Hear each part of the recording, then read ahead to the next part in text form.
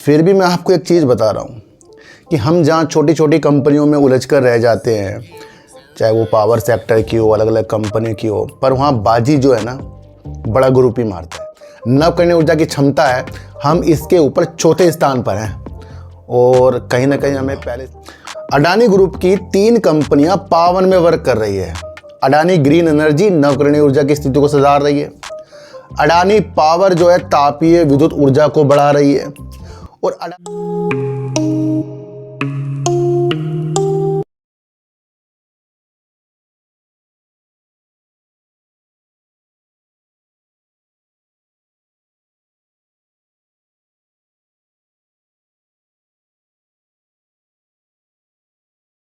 नमस्कार, मैं स्वागत करता हूं आपका अपने ही चैनल पर जिसका नाम है सार्थक बाजार से। आज बात करेंगे सर, वहां वेदांता ने 17,000 करोड़ रुपए की बोली लगाई, इधर जेपी पावर जो जेपी सेट की कंपनी है उसके अंदर लग गया अपर सर्किट।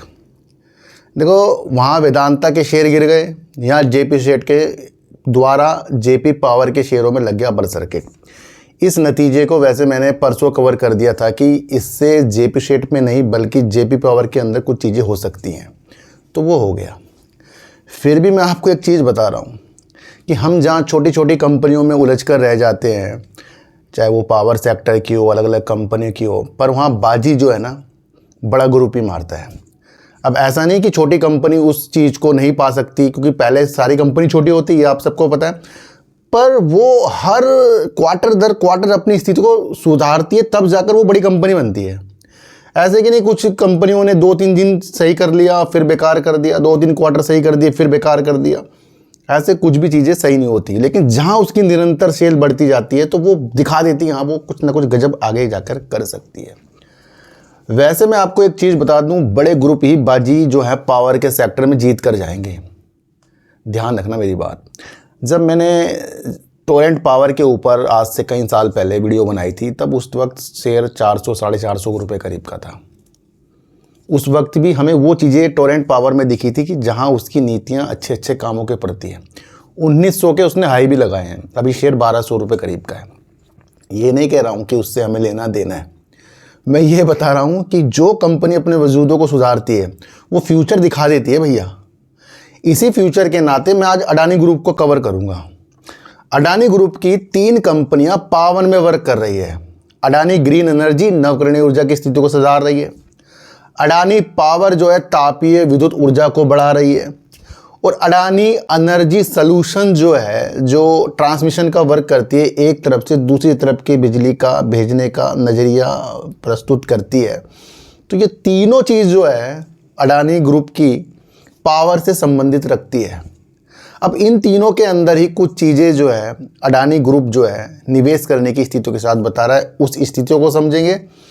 दूसरा, उस स्थितियों को समझेंगे अडानी पावर ने भूटान की तरफ क्या कर दिया है। वैसे भूटान की तरफ कुछ और कंपनियों ने भी किया है, पर अडानी ग्रुप की जो स्थितियां हैं वो बड़े वजूदों के साथ है। सर मैं आपको फिर बता रहा हूँ, हमें उलझना नहीं है, बस आप इतना समझ लेना, और वो आपको पता है किस तरीके से हमें नहीं उलझना है। तो उस नीतियों को आज हम समझ कर चलेंगे।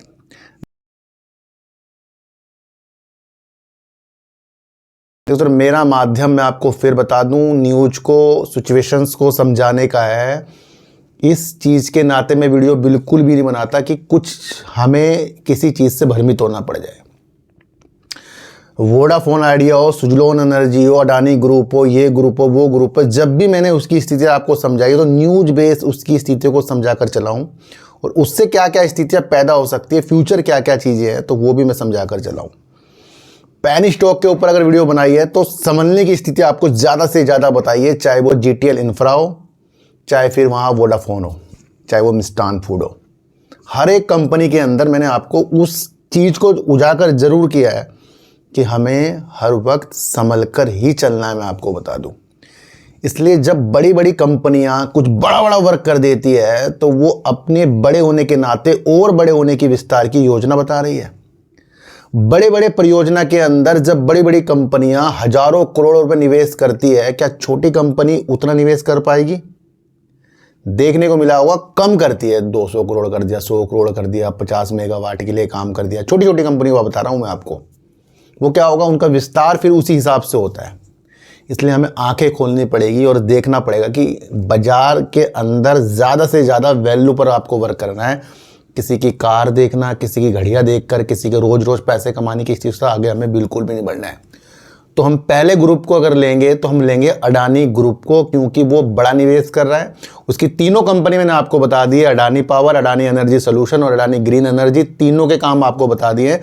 अब निवेश क्या चीज़ें हो रही है उस चीज़ को अगर हम समझे तो अडानी ग्रुप वित्त वर्ष 2032 तक बिजली, नवकरणीय ऊर्जा क्षेत्रों में 60 अरब डॉलर निवेश करने की योजना बना रहा है। क्या न्यूज़ कह रही है कि जब इनकी कंपनियां तीन है, एक तापिया, नवकरणीय ऊर्जा और एक तरफ से दूसरा बिजली को भेजना, यानी कि अडानी एनर्जी सोल्यूशन। तो ये क्या है, ये तीनों ही बिजली से संबंधित वर्क है।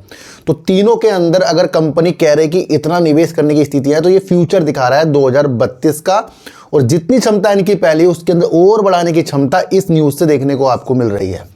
दूसरा अगर मैं आपको बताऊं तो उद्योगपति गौतम अडानी के नेतृत्व वाली अडानी ग्रुप वित्त वर्ष 2032 तक, यानी तीन कंपनी के अंदर विशेष रूप से नवकरणीय ऊर्जा उत्पादन और परीक्षण वितरण में लगभग 60 बिलियन अमेरिकी डॉलर का निवेश करने की योजना बना रहा है।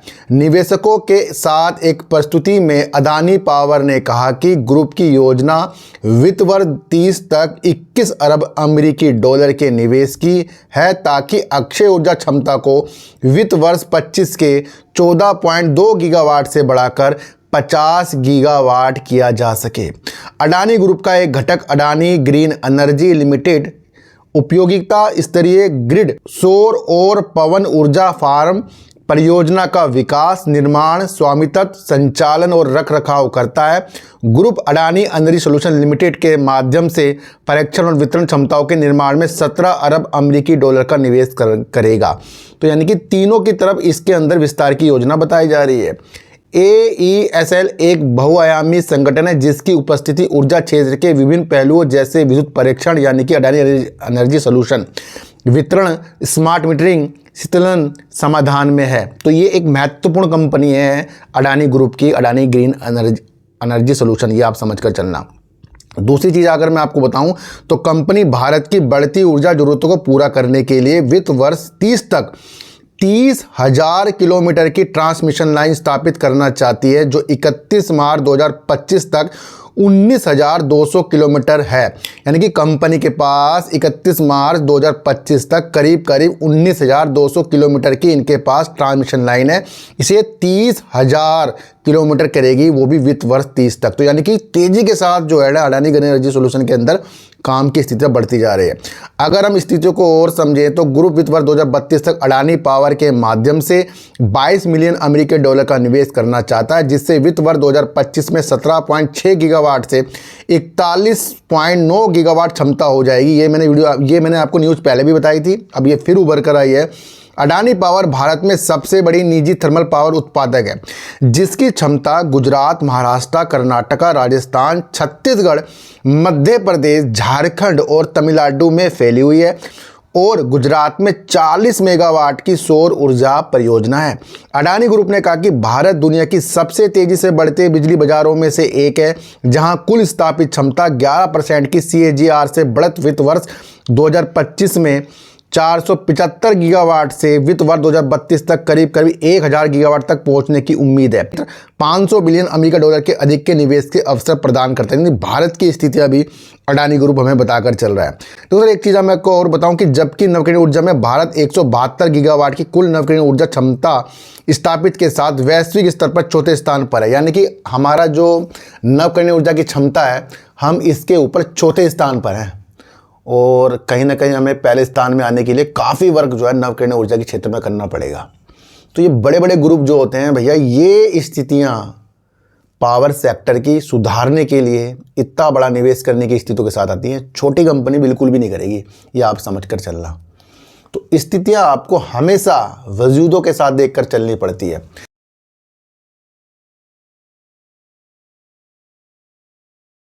एक न्यूज़ और निकल कर आ रही है, जहां अडानी ग्रुप जो है भूटान की तरफ, यानी अडानी पावर जो है भूटान की तरफ देख रहा है।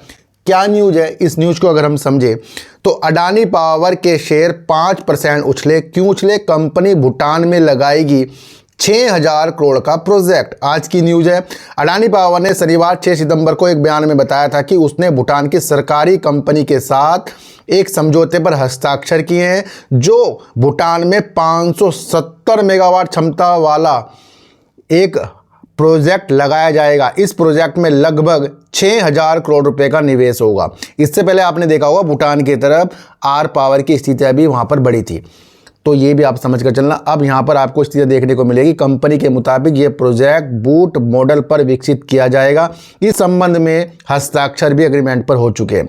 परियोजना से जुड़े पावर परचेज के लिए भी हस्ताक्षर इसके अंदर हो चुके हैं, तो ये भी आप समझ कर चलना। इस मौके पर भूटान के प्रधानमंत्री और अडानी ग्रुप के चेयरमैन भी मौजूद थे। तो ये बहुत बड़ी न्यूज़ हमारे सामने आ रही है, जहां अडानी ग्रुप अपनी स्थितियों को अडानी पावर के तहत भूटान की तरफ भी देख रहा है। अडानी पावर भारत की सबसे बड़ी निजी थर्मल पावर उत्पादक कंपनी है। वहीं डीजीपीसी भूटान की इकलौती पावर जनरेशन यूटिलिटी है जिसकी मौजूदा उत्पादन क्षमता 2500 मेगावाट से अधिक है। कंपनी का लक्ष्य 2040 तक करीब इसको 25,000 मेगावाट तक पहुंचाने का है, तो उसके लिए अडानी ग्रुप भी इसकी सहायता कर रहा है। तो यहाँ से अडानी ग्रुप अपने पावर की स्थितियों के बारे में न्यूज के द्वारा हमें पता लगा है, और उसकी 3 कंपनियां हैं, Adani power, Adani energy solution और अडानी ग्रीन एनर्जी, जो अलग अलग कार्यों के द्वारा पावर पर ही वर्क कर रहे हैं। तो ये आप समझ कर चलना, ये बहुत महत्वपूर्ण न्यूज है, ये आप समझ कर चल सकते हैं।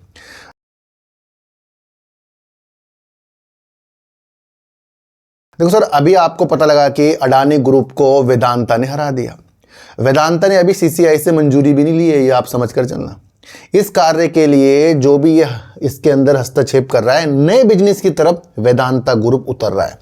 और इस बिजनेस की तरफ जब वेदांता ग्रुप उतर रहा है, तो इसके बड़े बड़े जो विश्लेषक हैं इंडिया के या कहीं के भी, उन्होंने एक अपनी एनालाइज किया है कि भैया वेदांता इस द्वारा इसको इतना 17,000 करोड़ रुपये जुटाने पड़ेंगे, और फिर उस क्षेत्र में वर्क कर रहा है जिसको इसको नॉलेज भी नहीं है। इस तरीके से चीज़ें हो रही हैं, न्यूज़ आ रही है।